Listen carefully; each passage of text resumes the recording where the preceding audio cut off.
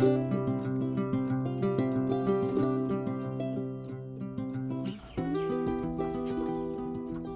y'all, it's me Azalea and you're watching my YouTube channel WayCrunchy. Glad you're here today. I'm glad and thankful and happy for all of you out there in internet land who have been along with me on this journey for quite a few years here on YouTube. I have a really nice mom vlog for y'all today. This is just life, just like simple living mom vlog.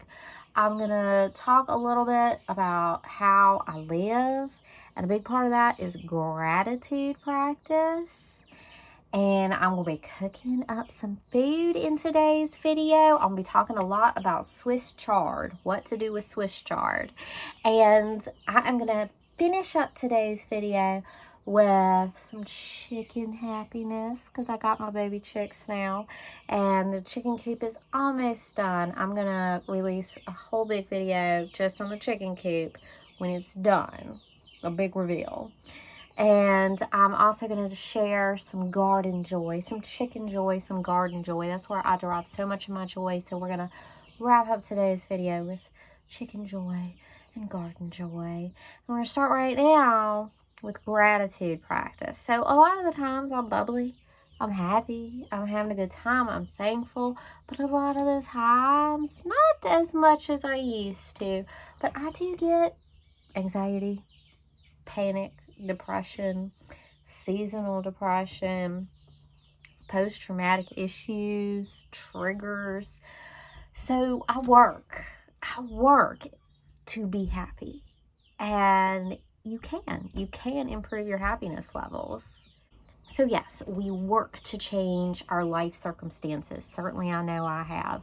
We work to find the job that is the right fit for us. We work to have our kids' educations handled in a way we like. We work towards where we live. We work towards what we have, how we live, where we live. We work to improve those things.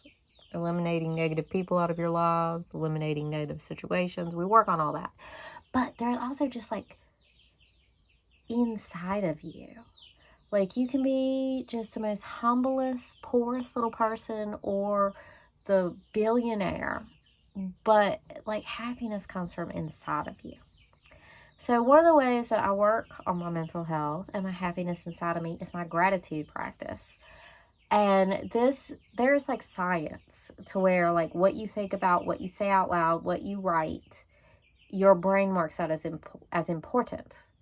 And so we're going to say it out loud today. We're going to do gratitude practice. If you have been following this YouTube channel and you have not tried gratitude practice, then take this as a message to you.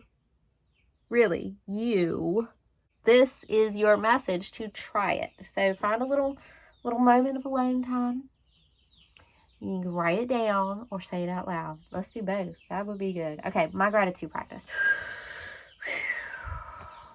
I am grateful for the fixer-upper house. I'm grateful that I was brave enough to buy a house for $20,000 that was uninhabitable and learn how to fix it up.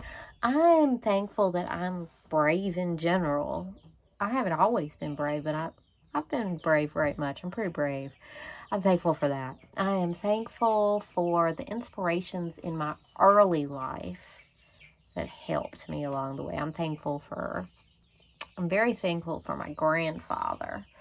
I think he empowered me to believe I could do anything. I am thankful for the YouTube family, especially here lately when I was feeling low, I was feeling down. I didn't know if I should maybe continue. I was feeling like maybe it's time to fold them. But y'all have reached in and lifted me up and let me know that it matters. I am grateful that I found my confidence in the kitchen. This was years ago, but I haven't always been confident in the kitchen. That was a hurdle I had to jump in my adult life. I'm thankful that part of finding myself was finding the cook in the kitchen. I am thankful that I have chickens again. Oh my gosh, I'm so thankful. I'm so thankful I have Huckleberry. I'm thankful that as Tom and Sonia get older, I'm still going to have a little huckleberry to keep with me for a little bit longer. I like being mama. I'm thankful that I found motherhood in my life. I'm thankful for motherhood. I do not take it for granted. I'm thankful. I'm thankful that I found John to walk beside me in this life. I am thankful that I'm almost done building the chicken coop. I am grateful for gardening.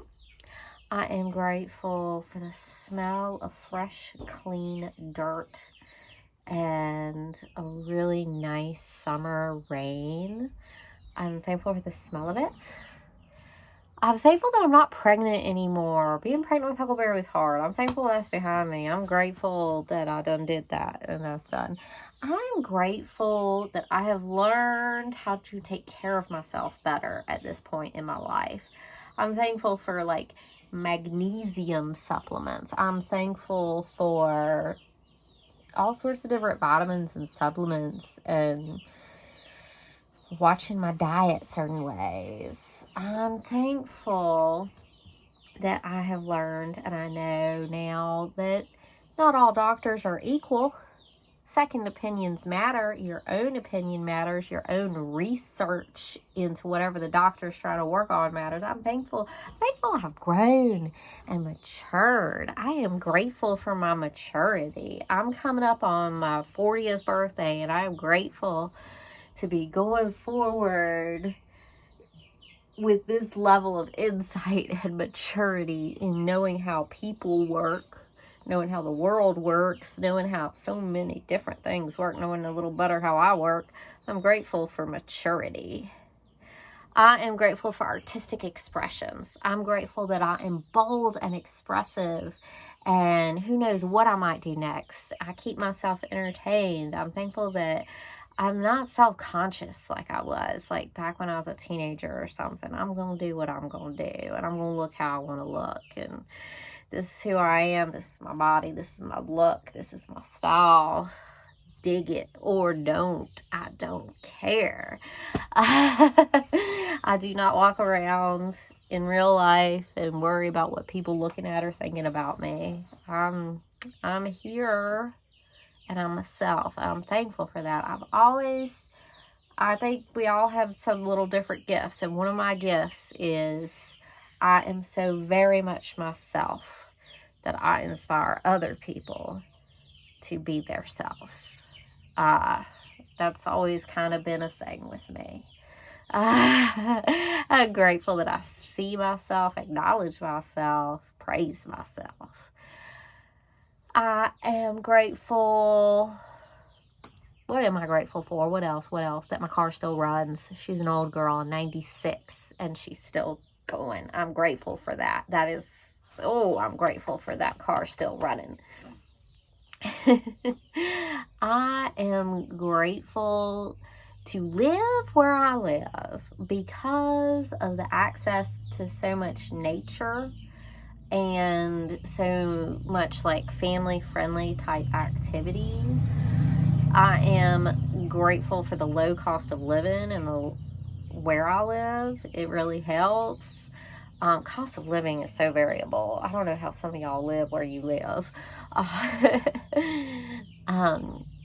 am thankful that I've been able to predominantly be a stay-at-home mom. My number one goal is to be fully available to my children, and I've been able to do that thus far. See, I'm starting to get even extra jazzed up doing my gratitude practice. So I invite you to do your gratitude practice. Just like think of things and then see what flows out. It's like a therapy. It's good for you. So that's what I do to lift myself up when I need it. And it helps me stay up when I am up. So anyway, that's part of this life, is managing yourself. And this is one thing I really swear by. But onward to life, you know, you can hear my little birds in the background of the video. They're not outside in the coop at night yet because I want to keep them warm. I want them out in the damp night air. The coop is not finished. It's finished enough for them to go out in daytime, but the roof is not screwed down.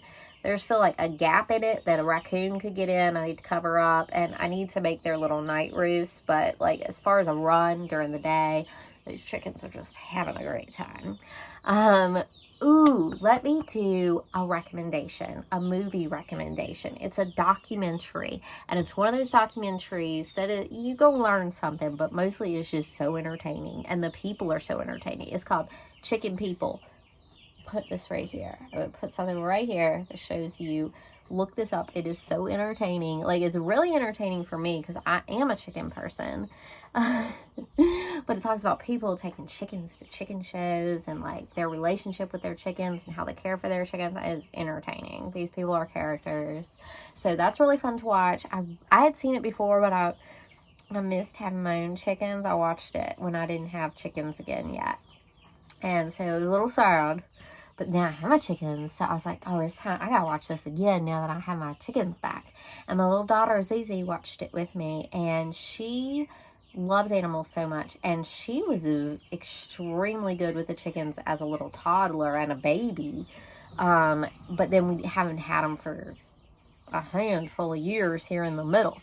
But now we have them again, and she's such a big girl now, and so she takes the chickens out to the coop, and she brings the chickens back inside at night, and she watched this documentary with me, so she thinks she wants to show a chicken at a chicken show, and I'll find that child a chicken show, so that could be a new thing for us, or 4-H or something at least, or county fair. Anyway, so part of your chicken show is you get your chicken ready for the show. So you bathe them and groom them. So yesterday, Zuzi had to give a chicken a bath after we watched the documentary. And I was like, all right. And then today, when she got home from school, she wanted to give another chicken a bath. And I was like, all right, we just go give a chicken a bath every day. Why not? And so she's having fun with that. I'm having fun with that. And right now the baby's napping, and I'm going to wake him up pretty soon though, because we're a little too close to bedtime, and I don't want him staying up late. But yes, we already had dinner, and that's about it for right now. But y'all watch what I do with Chard. I like to celebrate vegetables and fruits. I was a vegetarian for like, I want to say 7 years. But when I was pregnant with baby Huckleberry, I got this carnivore thing going on. And I know that my body truly needed it because I'm very connected with my body. And I knew I needed to eat meat. I just knew it. And so I did start eating meat again. But I still love fruits and vegetables, and to predominantly eat fruits and vegetables. Just as the best medicine in the world. So today I'm going to celebrate the Swiss chard because I like to celebrate different vegetables. And so y'all going to watch me do something with Swiss chard. And then y'all going to check in on the birds. I got to include a little clip of these birds every time. It is just the culmination of me kind of getting back on my feet fully, living my best life. So one more thing is, we got some changes coming, and I'm going to tell y'all this. WayCrunchy is not going to stay WayCrunchy. It's not. It's getting a rebrand. That's coming. I'm going to tell y'all too, one of y'all in the comments picked the new name for WayCrunchy. And that's all I'm going to say. Y'all stay tuned. Alright, I'm going to show you guys what I'm cooking for dinner. So, basic rice and beans. If your family is not eating a ton of rice and beans, get with it. Because rice and beans is where it's at. Healthy, cheap. Delicious. Don't we all want to be healthy and have more money in our pockets? Yes, rice and beans, always, yes. I grew Swiss chard in the garden. And I know a lot of y'all garden or are aspiring to gardening. Swiss chard is a beginner level vegetable. Swiss chard, beginner level. You don't have the pest problems that you have with like kale or collards even. Swiss chard is great. Is pretty just easy. Swiss chard. So all the stems on the Swiss chard, you might not know what to do with them. I feel like not as many people eat a lot of Swiss chard. Chop them up super fine. It's kind of like celery. The Swiss chard stalk is like celery. And so I chopped up an onion, and then I chopped up a Swiss chard, all the stalks of the Swiss chard, and I'm going to let that saute and get super yummy for like a while. Hey, can you say Swiss chard? Can you wave your Swiss chard? Vegetables make nice toys.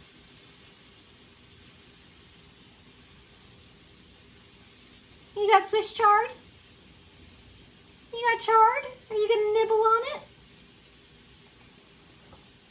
So rice and beans don't have to be boring. Make yourself burrito bowls. So with burrito bowls, I've got brown rice in here. I've got my bean concoction. Beans don't have to be bland. Beans are a vessel for flavor. So I got my beans cooking back here, and then I'm sauteing vegetables, and then I also got some guacamole from Sam's Club. So you put the rice in, you put the beans in, you put the vegetables in, maybe you do cheese, sour cream, guac. You got a decadent burrito bowl. A burrito bowl. Like you could get a burrito bowl at Chipotle. I love Chipotle. But I also love my own cooking. So I've got a tiny little Swiss chard leaf from the middle of the plant and then a big one from the outside. I cook with these.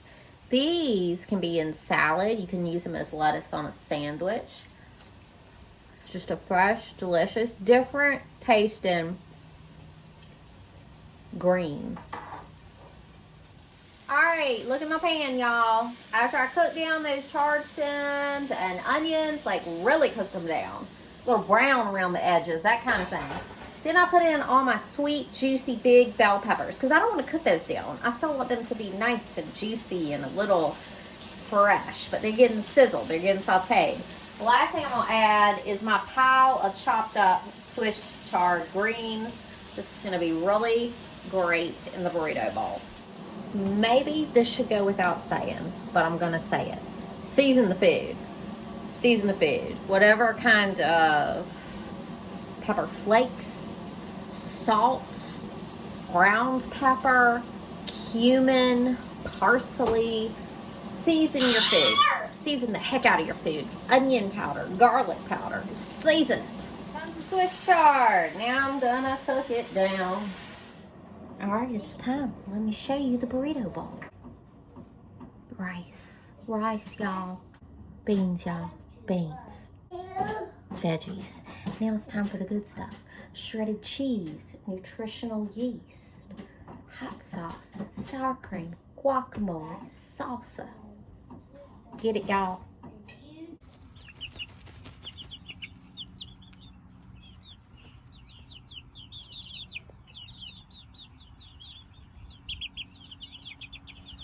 So girls have watermelon to try today. They don't understand how to eat anything other than baby chick food. But they gonna figure it out. The little tiny cutie little brown one, this guy, is brave enough to try watermelon and likes it.